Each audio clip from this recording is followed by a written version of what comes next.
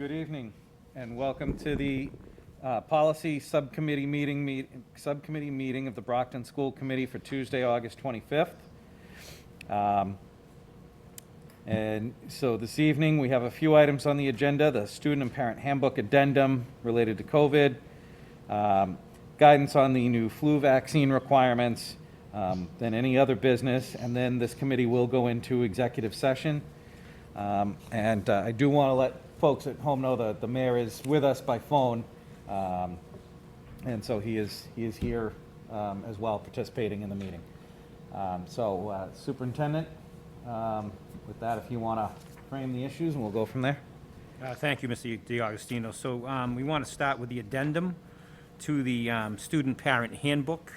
This is an addendum for the COVID-19 pandemic to make sure that we cover everything from the Department of Education guidelines and also recommendations from our attorney, Paige Tobin and Caitlin Leach. Sharon spent a lot of time with our attorneys putting this together. This was sent in Friday's packet. It relates to the different models of instruction, full in-person, a hybrid learning model, and a remote learning model. It has all the guidelines as far as the safety requirements for each model. It talks about masks and face coverings, mask requirements, physical distancing, and the way we group students, hygiene, classroom supplies that are provided by Brockton Public Schools, PPE that's provided by Brockton Public Schools, the classroom structures, screening daily for COVID symptoms for people that have symptoms, transportation guidance as far as how many students are allowed on a bus. That's 23. Because our buses are at a 71 capacity, so we were able to have 23 on a bus, and they would have to sit, they can sit in every seat, but they have to be staggered. How we would enter school and exit school for arrivals and dismissals. About visitors to the buildings, which would be restricted, unless it's obviously a parent that has to maybe be there for a meeting, but that would be done in a very safe environment. It would not, usually would not have to happen inside the school, and we would make different arrangements for that. Attendance has to be taken per Department of Education and our handbook guidelines, and that's in every model. Daily attendance and period attendance needs to be taken. Then we had the device loan agreement. Obviously, we'll be giving out thousands of more laptops, so we get to one-to-one devices. So there's obviously the device loan agreement that was put in. And then that's pretty much, now if Sharon come up and answer any questions.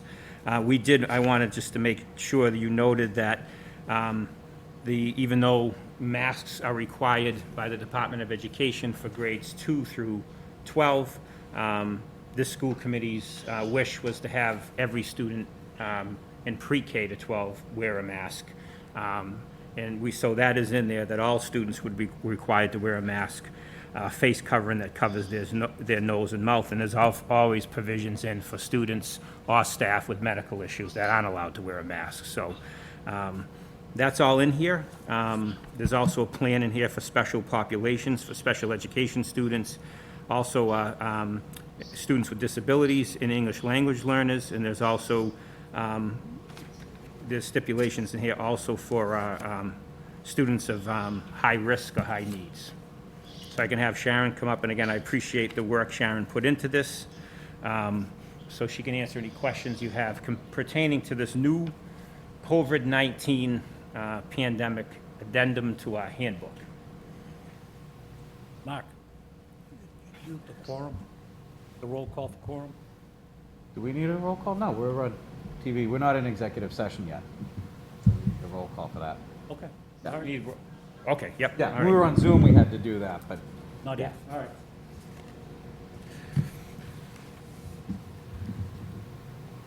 right. any questions for Mrs. Wolder? Mr. Sullivan? How you doing, Sharon? Good. I was wondering about the laptops. I had a question just the other day. Somebody got a laptop before, and it's not working, and he has 2 other kids at home. He's trying to find out when he can get laptops for all the kids and turn in the broken one, and where to go.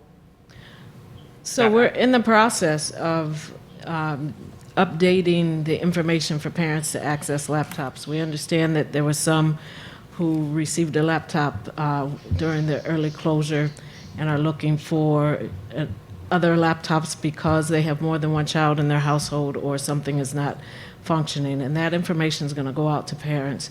I know that Jim and the facilities and IT, they're all working on getting all of the equipment that families will need and getting information out to families on how to access laptops and other equipment as we get closer to kids returning. So it's all in the works, and we understand that people want answers before we actually have everything finalized for them. And it's understandable because normally kids would be coming back 2 weeks earlier than they're actually starting school. So we have a little more time than what we typically would have had at the beginning of a year to make sure we have everything families need. Would letter come in an email to the parents? I'm sorry, I didn't hear you. Would that come by email to the parents? It'll be on the website. They always get phone calls, text messages. So Jess Hodges does an incredible job making sure that we use multiple mediums to interact with families and to get information out to them. So they certainly will be getting phone calls as we get closer to reopening. Principals are back. Principals will start messaging things out to families as well. And so they'll probably get information multiple times and always continue to check the website for updated information because it will always be there. Thank you. All right. Any other questions? Ms. Asak? Thank you, Sharon. So I have a couple of questions. The first one is, obviously, we're going to be providing 3 masks, cloth masks. So is there any wording in here? There's a lot of decorative masks that I'm seeing a lot of the kids are wearing that really don't do anything. So is there any wording in here that it's got to be an approved mask, not just, a decorative one? Just so we can make sure that everyone's buying them online. Some people are purchasing the wrong type of a mask. So it defeats the purpose of wearing one if you don't have the proper mask. That's one question. And the second one is camera use. Students will be asked to turn their cameras on briefly while teachers take attendance at the beginning of the school day, at the beginning of each class period. How are we going to monitor to make sure that their cameras aren't off and they're muted? How are we going to know that they're actually there paying attention? I would probably say mute it and make sure the students are there during the class, that the teacher can at least see them, that they're present and they're engaging, or at least you can tell. I mean, we've all sat on the Zoom calls, but I think having them shut the cameras off once attendance, we just don't want our students to just,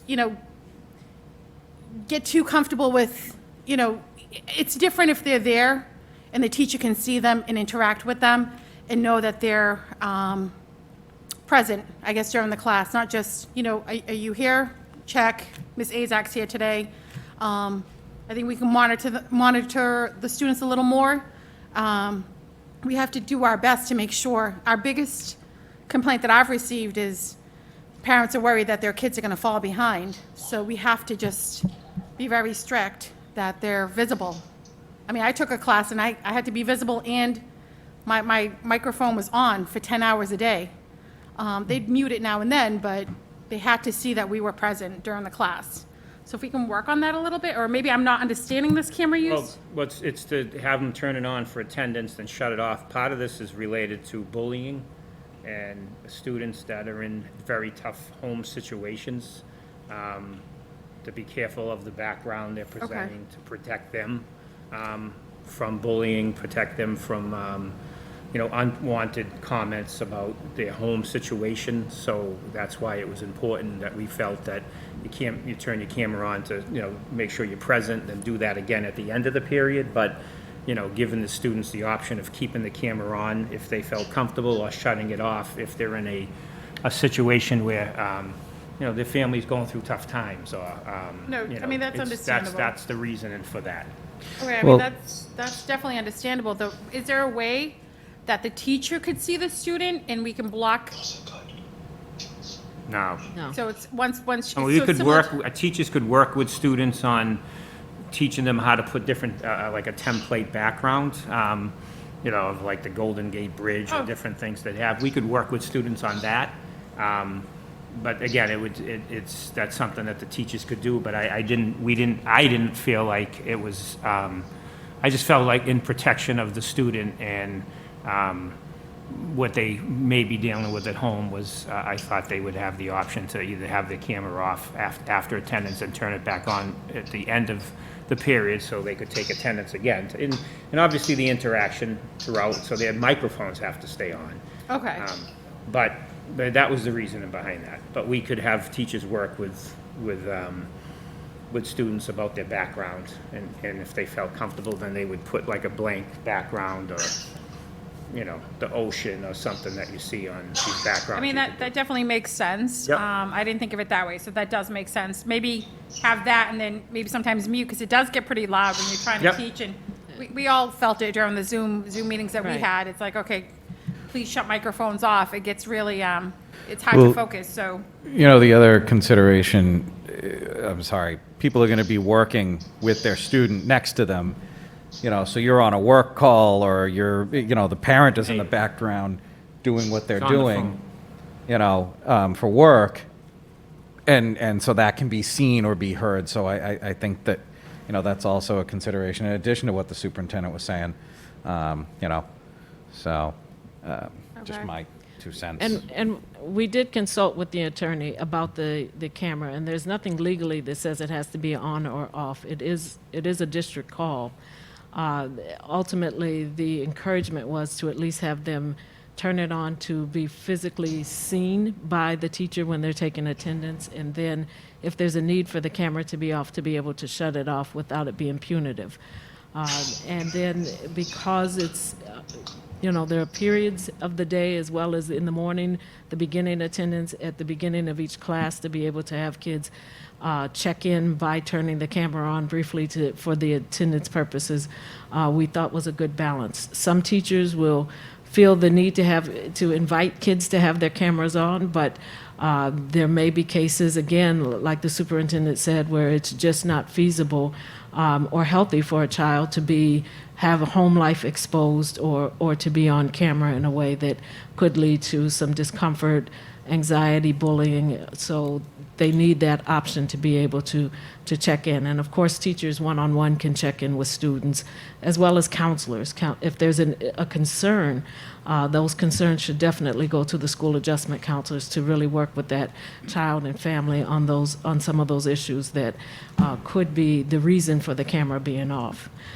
You're right about the masks. There are some materials that people make masks out of that really aren't the types of materials that are protective, and so we can certainly add some language in there that if there's a concern that it is not a mask that would actually be preventative of the spread of virus, then they can be asked to change the mask, or we can give them a temporary mask for that day. So when they get back on site, we can definitely add that language in. If that's still a need, by the time we get back into a school building, then we can certainly make sure we identify there are some masks that just aren't for safety, they're more for style. Thank you. Any other questions for Ms. Walder from the committee? Mr. Sullivan again? Sharon, I'm not sure you could answer this.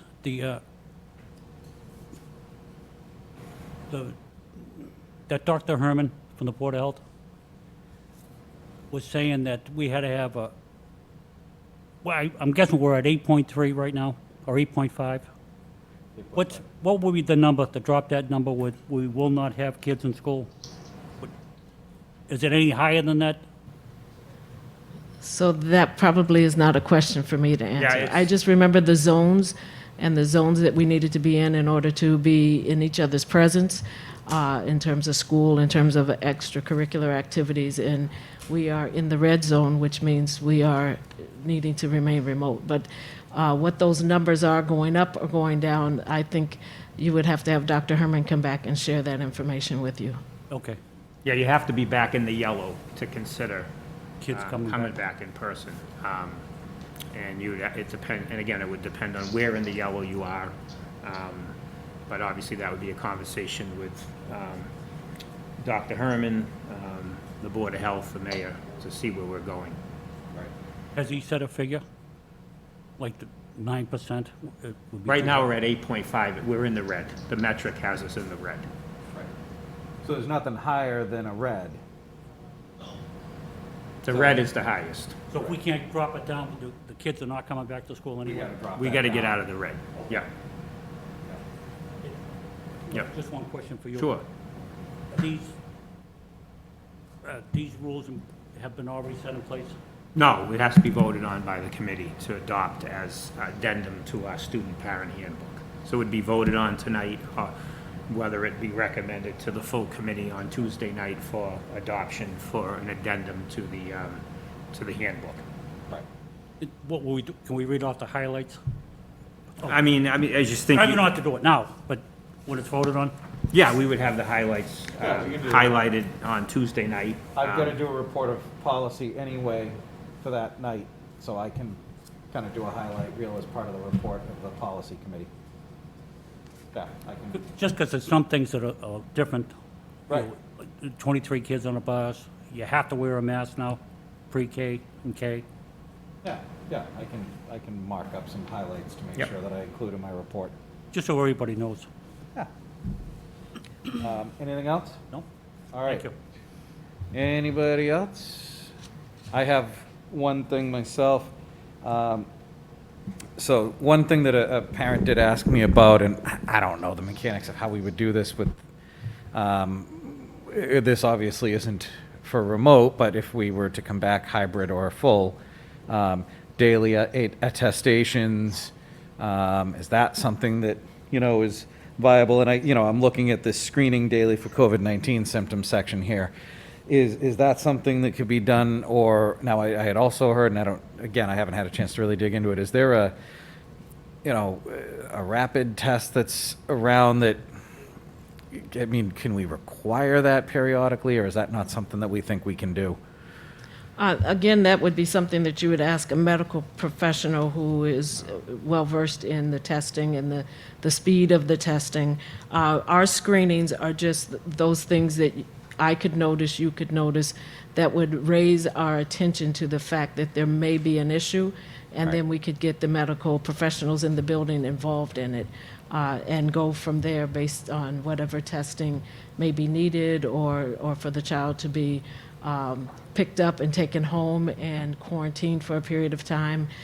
So what we have here is the information that this is what we are able to do at this time in terms of screening, in terms of our concerns, and making sure that we're responding to those concerns appropriately. Right. Normally, if a child had some of those symptoms, we might just say they don't feel well, and they're allowed to stay in class or just visit the nurse and return to class. Now, there's a protocol that says that's not the case. We have to take the additional steps to make sure that if a child is exhibiting some of these symptoms, that we are not just allowing them to stay in the population and possibly, if they have the virus, spread the virus. And if they don't, they're too sick to be at school. And now we're in a place where if a child is sick, it's not just you have to go to school. We actually have remote opportunities for them to be able to stay at home when they're sick and continue to learn. Right. So, yeah, and you're right. As I was asking the testing part of that question, I was thinking to myself, I'm probably asking the wrong person. But the daily attestation, I don't know if that's something that maybe we could look at for when we do come back, at least, even if it's partial with hybrid. And again, outside of the high school and middle school levels, I'm not sure it works at the elementary level with those students, but, I don't know if there's a way to do that. And again, I don't really know, does that really do anything? Because obviously you could not answer it honestly, and, I don't know, maybe it's something we can look into. We We've can got certainly, time. We can vet it explore that. with people who could possibly answer the question. Right. And that's why I think age level wise, we wouldn't be able to do it at elementary level, I don't think, but middle and high school, we could do something, maybe. All right. On the device loan agreement, just out of curiosity, what do these machines cost?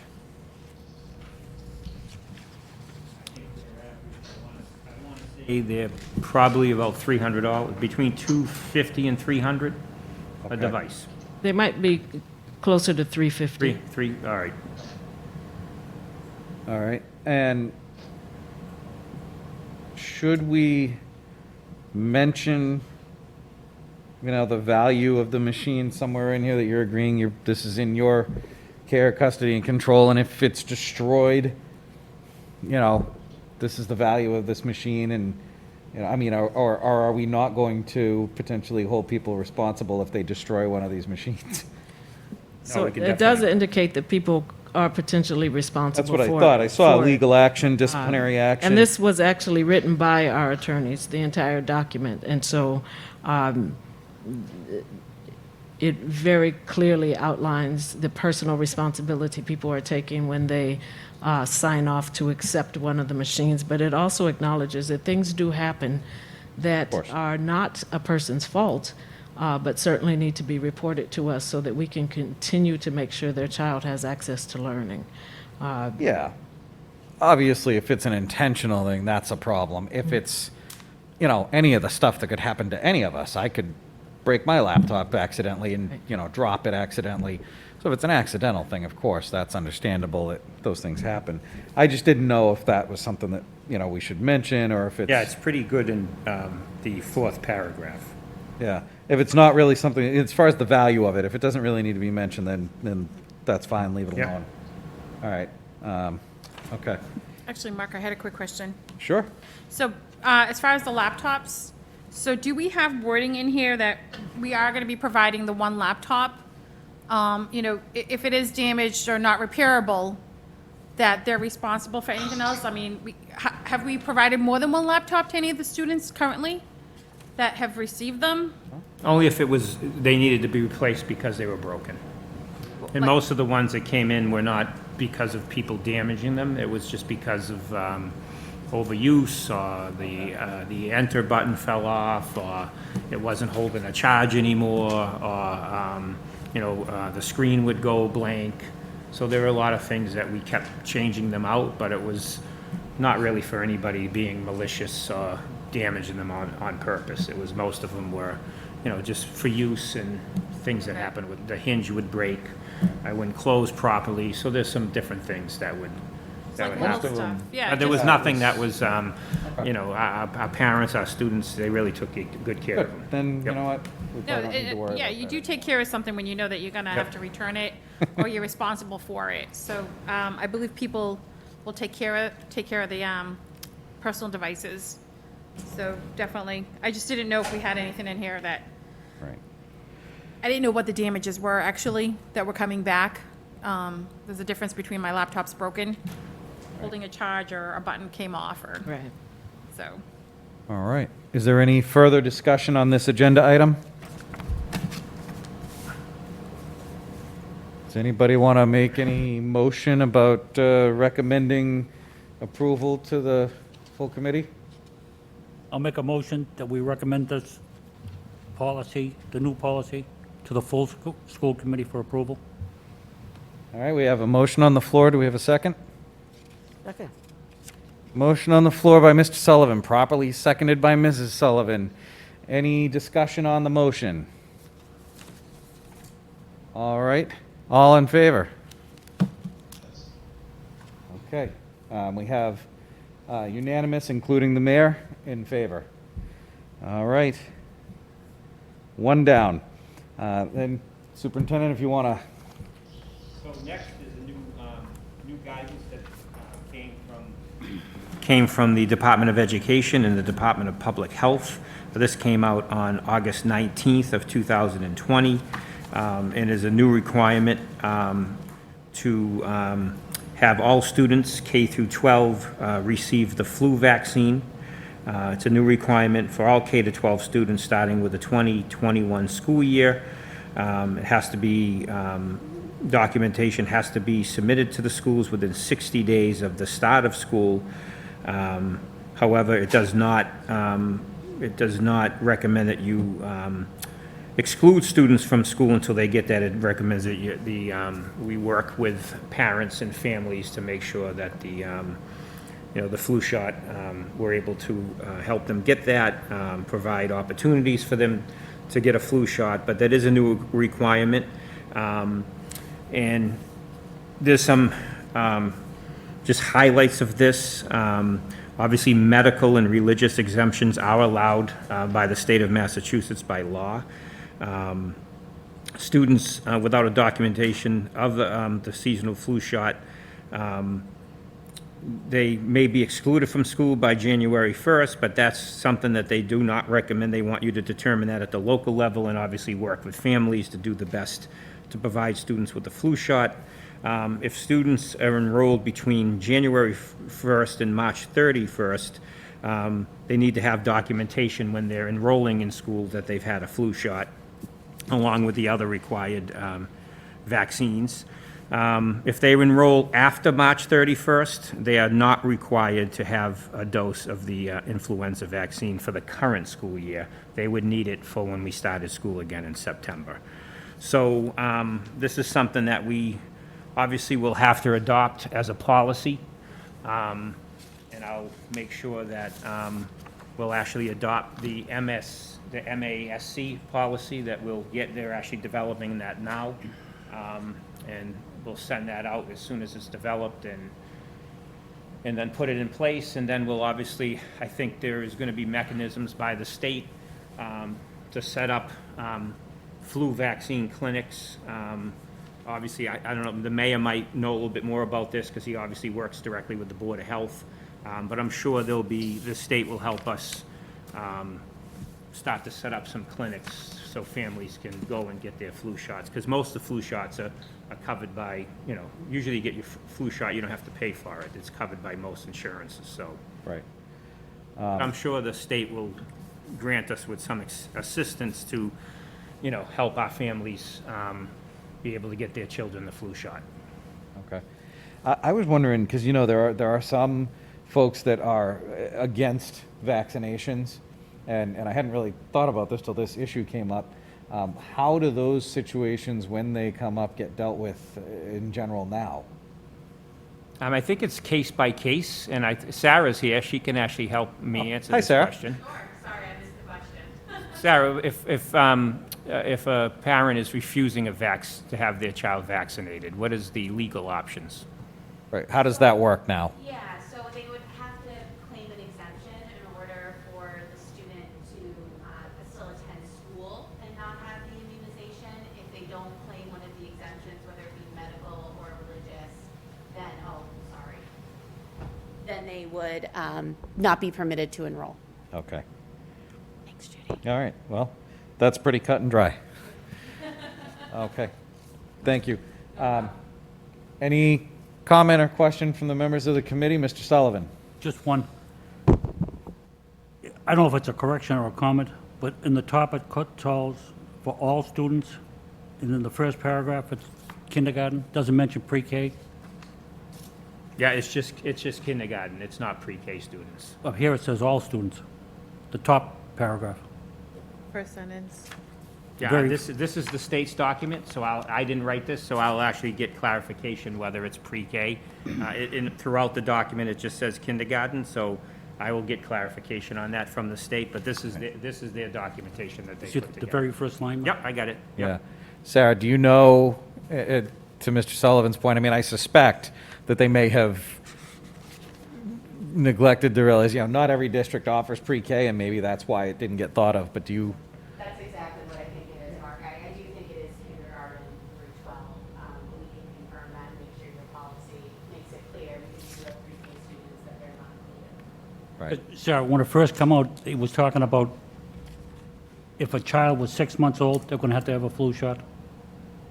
So I don't remember that part of it. I can speak from experience that I know my 6-month-old got the flu shot, but so I know it can happen. But I don't know. I don't think that was part of the state's requirements here. I do think it's kindergarten and up. I think kids younger than that can get it, but I don't think that's being required through this new legislation.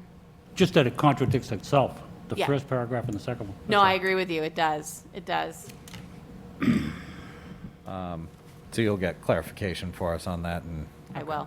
Awesome, thank Yeah, you. No problem. I'm sure it was just, because again, not every district has pre-K. I think they probably just made a mistake there, but any other members, actually, Mr. Sullivan, are you all set? Yeah. Yeah, okay. Any other member of the committee want to comment on this? Okay, we don't have a formal policy, so we don't need to vote on this yet. MASC will parrot that policy, bring it forward. All right, do we have any other business to come before the policy subcommittee before we go to executive session? Mayor, anything? No, that's fine. Okay, well, if we have no other business, then we will go into executive session pursuant to MGL 30A 21A3 and discuss strategy in respect to collective bargaining with the BEA. So, as a reminder, when the committee goes into executive session, actually, I'm not sure which one I read first. No, it's this one. Also as a reminder, when the committee goes into executive session pursuant to the purpose number 3 for collective bargaining strategy, the law requires that the chair declare an open meeting that would have a detrimental effect on, that having an open meeting would have a detrimental effect on the committee's bargaining position. So prior to entering executive session, I'll ask for a motion.